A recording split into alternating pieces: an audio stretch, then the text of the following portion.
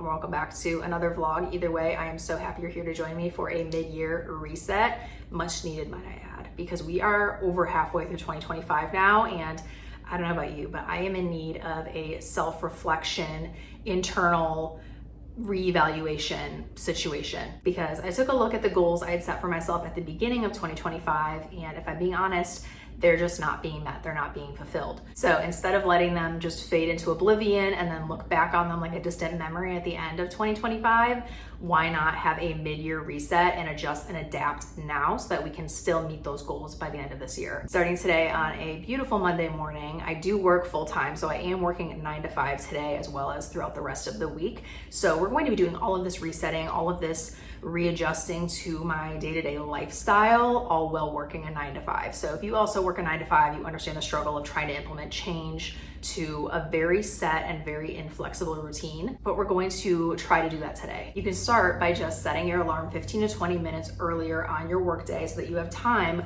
before the day starts to really sit down and do a deep dive on all of your goals. This morning, I devoted a little bit of my extra time before the workday to really go into my list, just generally reviewing the goals that I set, what I've been doing to try to meet them, what I've not been doing enough to try to meet them, what I am not even close to accomplishing, things I could maybe consider adding to my goal list. To my surprise and satisfaction, I actually found that there were quite a few goals on here that have already been satisfied or are being met currently. First one being a no spend 2025 with exceptions of wedding costs and home costs, because for those of you that have been keeping up with my channel, my fiance and I just bought a new home and we have a wedding coming up. We are getting married in August. So our credit cards have been seeing a little bit of those types of expenses lately. I also feel like I've been getting a lot better with consistent AM and PM skincare, which is on here.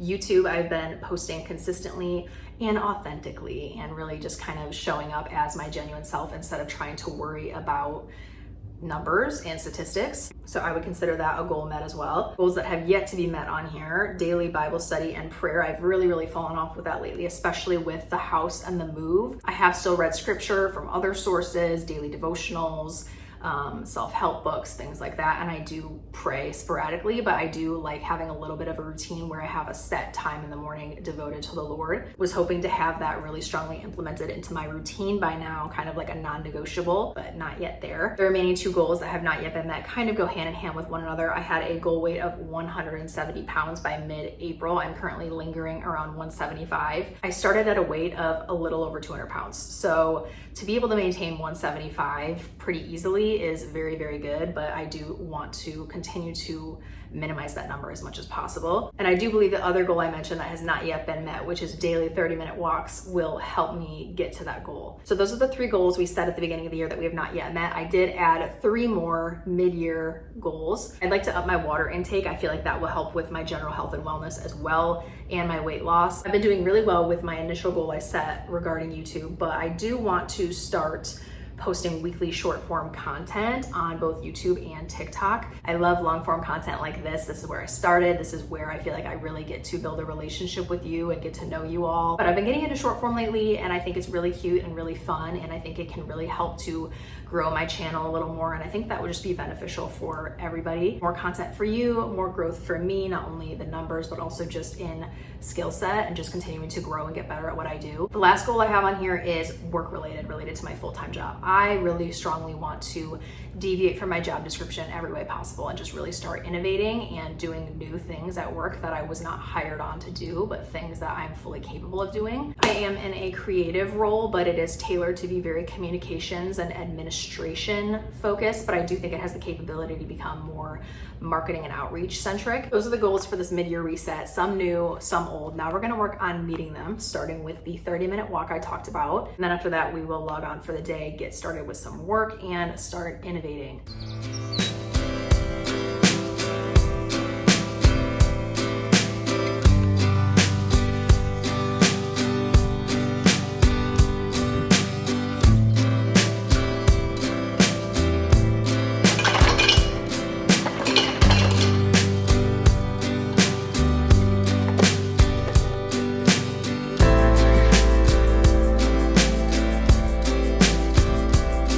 up early really is the ultimate cheat code because I got so much done this morning and all before the workday even started. And not only that, but I got to actually enjoy it. It's so crazy how different the morning feels when you start it slow and on your own terms. The morning feels completely different when you're not immediately forced to react to things, when you get to start your day instead of it starting you. It's just a lot more peaceful, a lot more manageable, and I feel like on top of that, knocking things out in the morning makes them more likely for me to get them done. When you knock those things out first thing in the morning, there's no afterthought about it. There's no possibility of you continuing to procrastinate them because it's the first thing on your agenda for the day. So if you don't currently get up early as part of your morning routine, I know it's easier said than done.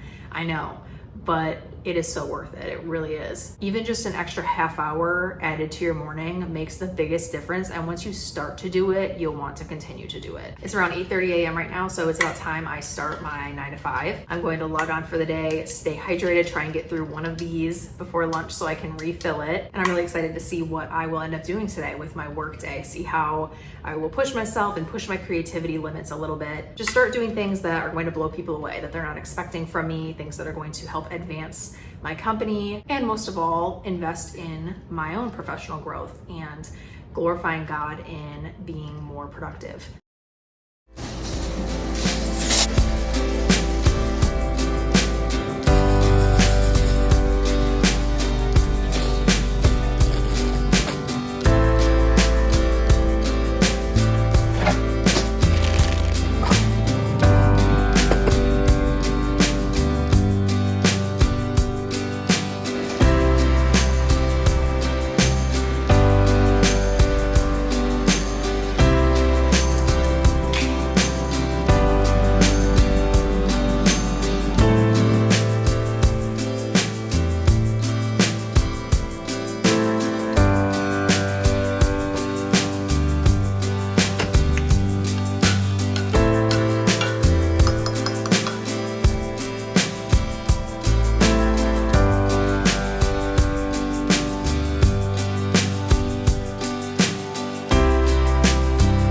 Settled in for the night, had a super productive work day, got lots of really exciting things done, things that were not asked of me, but ideas I've had that I have had yet to put into action. Really proud of the work I did today and about as excited as you can be for something 9 to 5 related. Also did a quick run to the grocery store after the work day to restock our pantry and our kitchen with some good, solid, beneficial foods that are going to help me meet my health goals. And now I have just been relaxing and kind of unwinding for the rest of the night, just taking my time with my routine, trying to romanticize the evenings a little bit more, which was not actually one of my goals that I set at the beginning of 2025. But the funny thing about goals is that they are constantly changing. You might not completely relate to the goals you set in January anymore because in January you were a slightly different version of yourself. Some things you added to that list in January may have felt more urgent then than they do now. Some things that weren't even put on that list in January may have surfaced now as being higher priority. But arguably the best part about goal setting is that it's okay to not have the same priorities